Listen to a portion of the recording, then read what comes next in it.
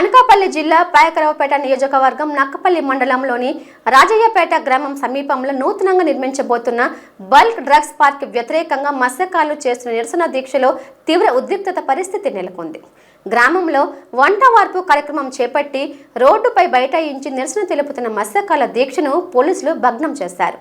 Bulk drug park తమ ప్రాంతంలో పెట్టొద్దంటూ మత్స్యకారులు శాంతియుతంగా నిరసన చేస్తున్న సమయంలో ఒక్కసారికి పోలీసులు బెటాలియన్ని చూసిన గంగపుత్రులు వారిని నిలదీశారు. ఫార్మా కంపెనీల ఏర్పాట్ల వల్ల తమ ప్రాంతంలో సముద్రం కలుషితం అయిపోతుందని మత్స్యకారులు ఆవేదన వ్యక్తం చేస్తున్నారు. సముద్రంపై జీవనోపాధికి కోల్పోయే పరిస్థితి ఏర్పడిందని ఆందోళన చెందుతున్నారు. తమ పొట్ట కొట్టొద్దంటూ అధికారులను నాయకులను వేడుకుంటున్నారు. మత్స్యకారుల నిరసన దీక్షకి వైసీపీ, సిపిఎం నాయకులు మద్దతు తెలిపారు. రాష్ట్ర హోంమంత్రి, పాయకరావుపేట నియోజకవర్గ ఎమ్మెల్యే వంగలపూడి అనిత వెంటనే స్పందించి మత్స్యకారులకు న్యాయం చేయాలని వారు డిమాండ్ చేశారు.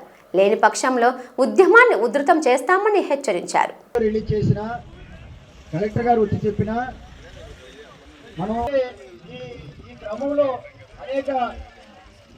అనేక అంశాలు తెచ్చుకొస్తూ ఉంటాయి. అధికారులు వస్తూ ఉంటారు, నాయకులు వస్తూ కాబట్టి మన పోరాటం చేయాలి. ఈరోజు ఉప్పాళ్ళలో ధర్నా జరిగేటప్పుడు ఉప్పాళ్ళలో వెంటనే పవన్ కళ్యాణ్ గారు ప్రశ్నించారు. ఆయన మాకు ఒక అవకాశం ఇచ్చారు. బాబు, మేము దీని మీద కమిటీ వేసి న్యాయం చేసేటట్టు మేము చేస్తామని చెప్పారు. అదే కమిటీ ఇక్కడ హోంమంత్రి గారు అనిత గారు ఎందుకు చేయట్లేదు అంటే కారణం ఏంటి? ఇక్కడ ఏమీ చేయలేరు. మత్స్యకారుల్ని విభజించి పాలిందా ఒకరికొకరిని కలవడిగా చేయాలనే ఉద్దేశంతోనే ఈ ప్రభుత్వాలు చేస్తున్నాయనేసి మా ఉద్దేశం. మా జాతీయ మత్స్యకార సంఘం దీన్ని ఖండిస్తున్నాము. మా మత్స్యకారు 10,500 జనం పూరి కోనారక పారటిప్ప వలసకి కొంగలు ఎలాగైపోతే నీరు ఎక్కడుంటే ఆ నీటి మీదకి కొంగల్లో చేరిపోయి చేపలు ఎరుకు ఎలా బతుకుతారో ఇటుపక్క పూరి కోనారక పారటిప్ప దాకా వెళ్తారు. ఇటుపక్క అంతర్వీధి, పైడిపాలు, రామేశ్వరం, వాసాలు తప్ప ఇటువంటి ఊర్లలో వెళ్ళిపోయి బతుకుతున్న ఒక్క ఫ్యాక్టరీ వస్తే మాకు ఇంతంత బాధగా ఉండి ఇంత అనార్థం జరుగుతుంది. కాబట్టి మరి ఎన్ని కంపెనీలు వస్తే మేము ఏమైపోవాలి? వాళ్ళకి డబ్బు కావాలి, మాకు కడుపుకి కూడు కావాలి. వాళ్ళకి కావాల్సిన డబ్బు అయితే మా కడుపు కూడు చాలు, మాకు ఏమవుతుంది రేపు రోజు మాది కాదు. మేము కొవ్వొత్తినా ఇలా ఒక్క కంపెనీ వల్ల నీళ్ళు కారిపోతున్నాం. కొవ్వొత్తి ఎలాగైతే కాలితో కరిగిపోతున్నాం, మేము అలా కరిగిపోతున్నాం ఒక్క కంపెనీ వల్ల. మరి ఎన్ని కంపెనీలు వస్తే మేము ఏమైపోవాలి? మా పిల్లలు ఏమైపోవాలి? మా బోత భవిష్యత్తు ఏమైపోవాలి? మీకు డబ్బు కావాలి కాబట్టి డబ్బుకు బరి తగ్గించాలి. కాబట్టి బరి తగ్గించిన ప్రజలు చూసాం, కానీ ఇవ్వాలని బరి తగ్గించిన ప్రజలు అంటే మీరే. ఆ రోజు బరి తగ్గించాలి, ఆ పెద్దలలో కలవాడి ఈ రోజు బరి తగ్గించాలి. మీరు డబ్బుకి మీకు డబ్బే కావాలి. కాబట్టి మా పేద ప్రజలలో పొట్ట కొట్టేసుకొని తినాల్సి బతకాలనుకుంటే డబ్బునే పండించుకొని మీరు మింగిదామనుకుంటే మా అంకాల చెత్తలాగా కాలికా చెత్తలాగా నరకాసూరినా వచ్చి మమ్మల్ని అందరినీ చంపేసి ఆ డబ్బు పట్టుకో పండి.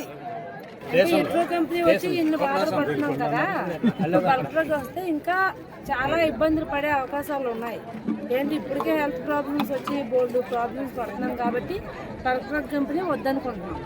అదే తప్ప మా ఆరోగ్యం బాగుండే కంపెనీలు ఏమొచ్చినా మేము సహకరిస్తాం.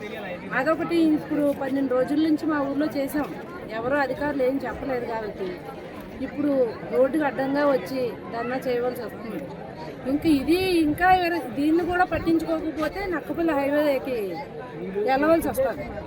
అది వెళ్ళిన తర్వాత అక్కడ అవ్వకపోతే ఇంక రోడ్డు అంతా ఒక 4 రోజులు అలా ధర్నా చేసి ఎక్కడిదక్కడ ట్రాఫిక్ జామ్ అయిపోయింది అనుకోండి, అప్పుడు రావాల్సిన వాళ్ళు పండగ చేసుకొని కాదు, ముందే దిగొచ్చేస్తాం.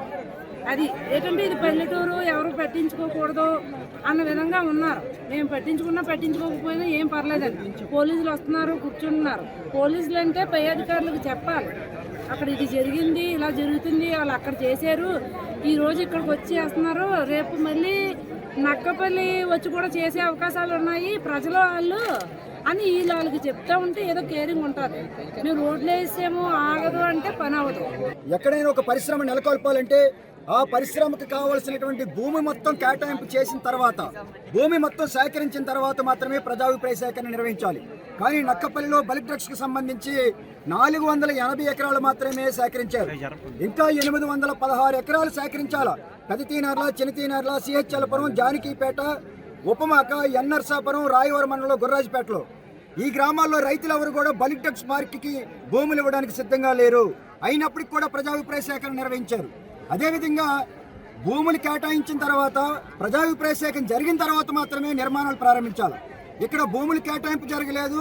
అయినప్పటికీ కూడా రాజీపేట పరిసర ప్రాంతంలో సేకరించినటువంటి భూముల్లో పనులు ప్రారంభించారు. ఇది కూడా చట్ట ఉల్లంఘన.